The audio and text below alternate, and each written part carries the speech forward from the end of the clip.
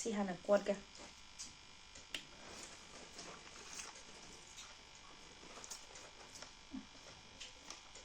hao de Yongchak se Dimapur gi Yongchak ka Dimapur gi kano ka se Mairen ga se hao de kaino si Mairen je kaino ne akoi gi akoi sida phangwa Mairen se date akoi Manipur gi Mairen se date ko si je akoi Dimapur da phangwa Mairen do ne masu su yam phaje akoi chara Mairen ga habdo macha do ne do thumna pi ga taro si phajana ngau khai raga si ni thong doi se Mairen se thumna pi na koi gi thumna pi hapa ngau raga thong bu da hawi dana ko sanam managa kaino ga ne sanam ado kaino so hapto ne koi se akoi yumgi ta tho kare koi yumgi kano do morok atemba atepa do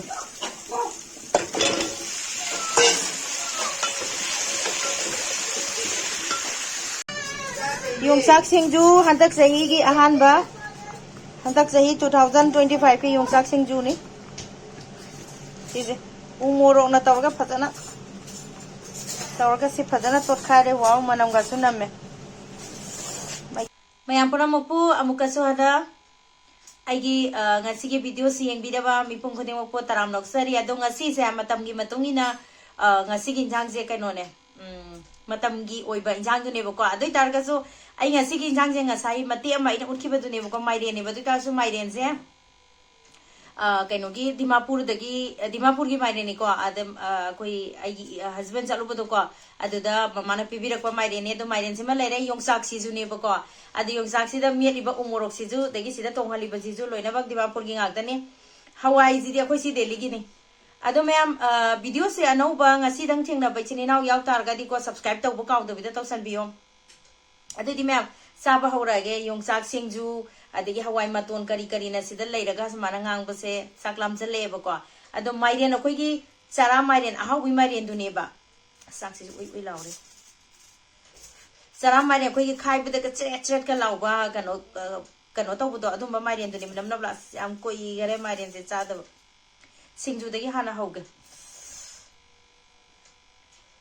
mi dadi anoiba kano tau se noe na hai pot leiba dadi anoiba so se myam loi pami ko ado si jo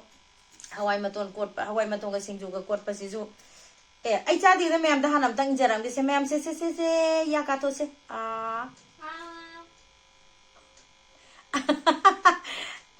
kaino ne phone da ka ba ji ma khon ju reply se lak na bro somde ma ka rai jam yam sathi na hawe na hai ko chana gare atai inau nu pi gari myam cha hare ado myam de ilam ni na ai chilo khotla myam hadak sahi ki 2025 ki Yongchak singju hawai maton ko pa ches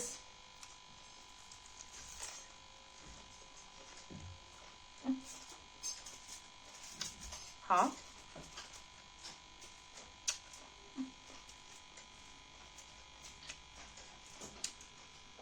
ko am he hawai thong mu lai hawai thong ko na law hawai dam cha lai Mairen cha phang de ba hara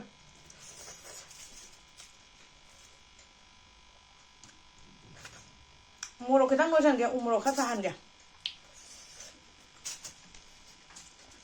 mo sa sana gi bangai do sab cha re da hai ai gi de kadang mo sa la ga di kot pa se amu hana nu ai ni da na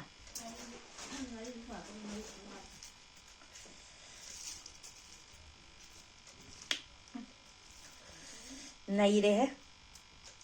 sa umasi se da umorok se ga si hana quat ke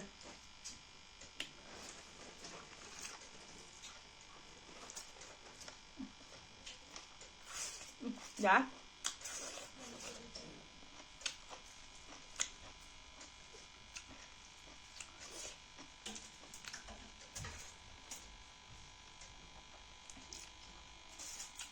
sư thì sao giờ nắm chân nó trên ạ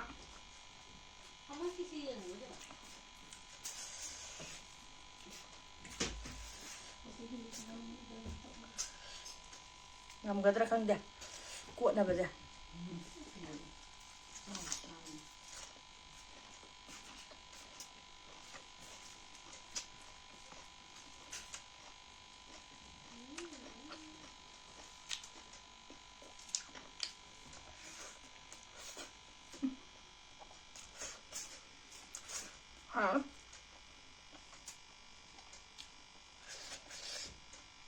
Isang khara hana thakchanga.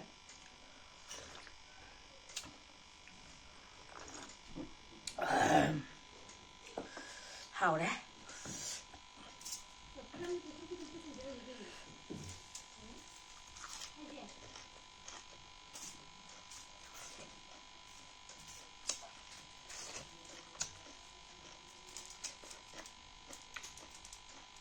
Wow.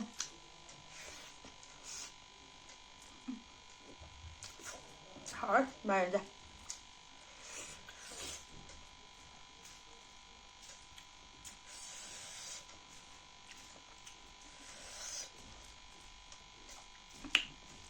Hảo đấy, Yongchak se Dimapur gi Yongchak ka Dimapur gi kano ka se Mairen ka se hảo đấy.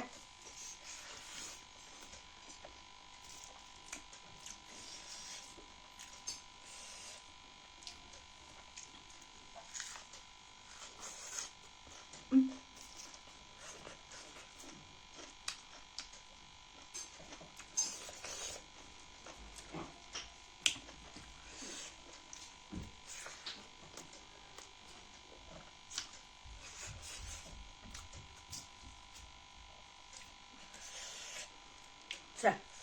pada na magkataw eh.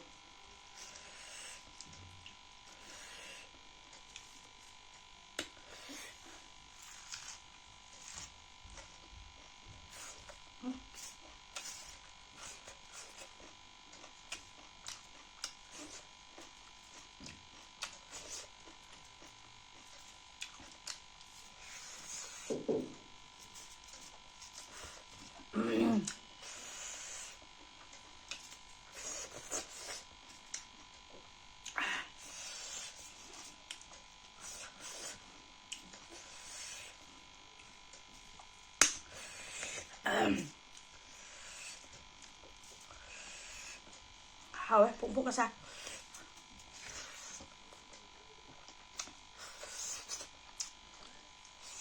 làm đà đó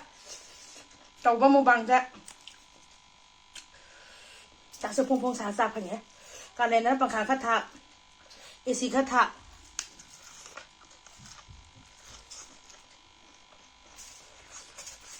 cứ in rồi bạn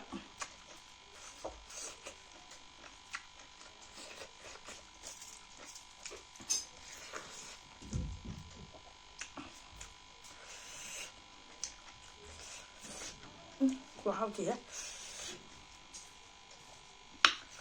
hao ra của hao nè hãy xem này bằng cái tiền nha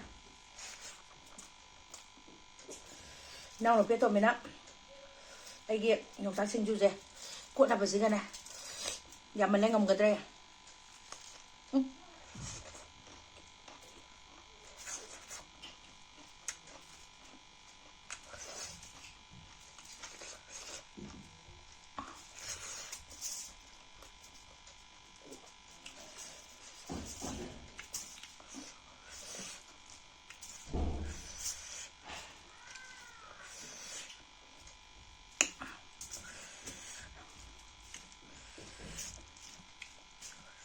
thế nào á mày đèn sẽ xem kìa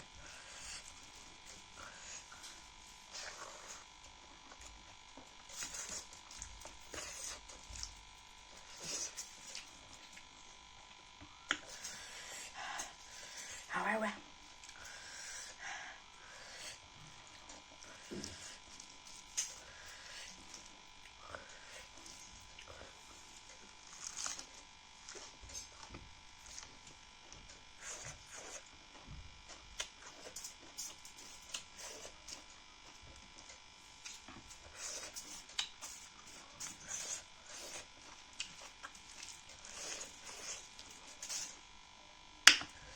hào ra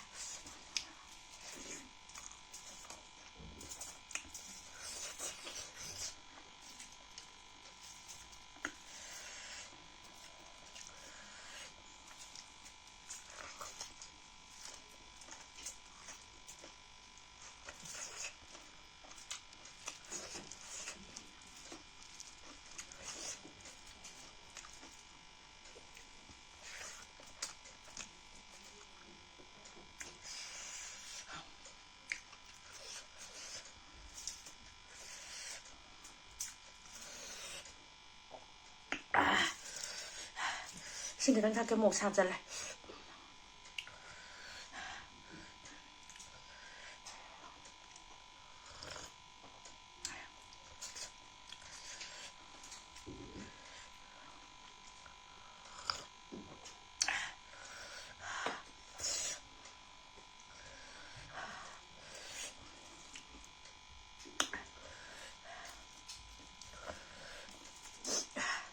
Wow này.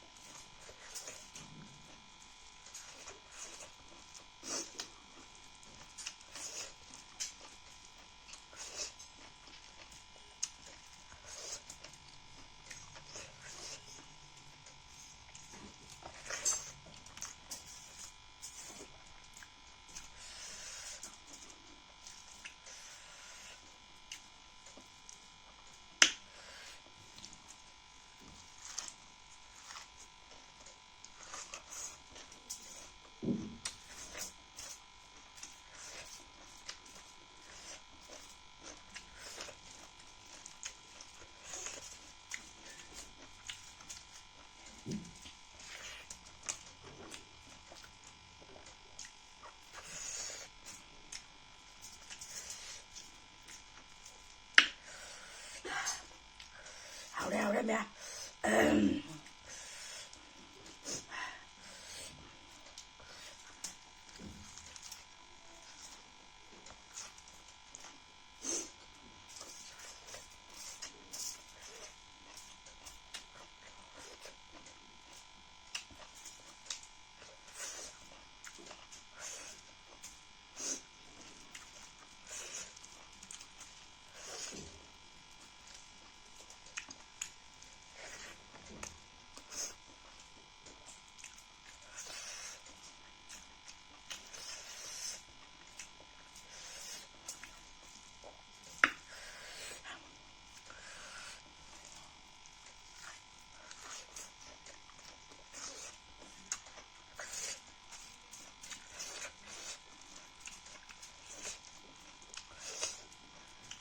Hào đây.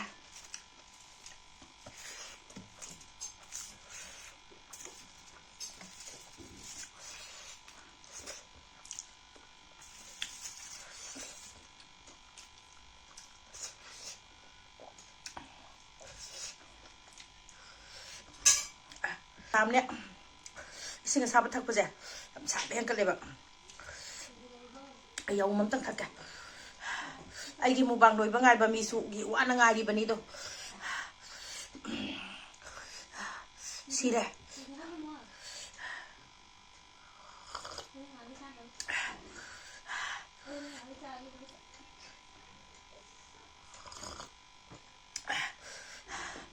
Adugi mayam yam nungay de. Ay gi video se loy ba ba mayam ni yeng bi ba gi da magta. Ado mathang da su video puraga dum continue dum lakpa. Adung ngamba oizarage ko adung asigi de mayam kainarasi bye.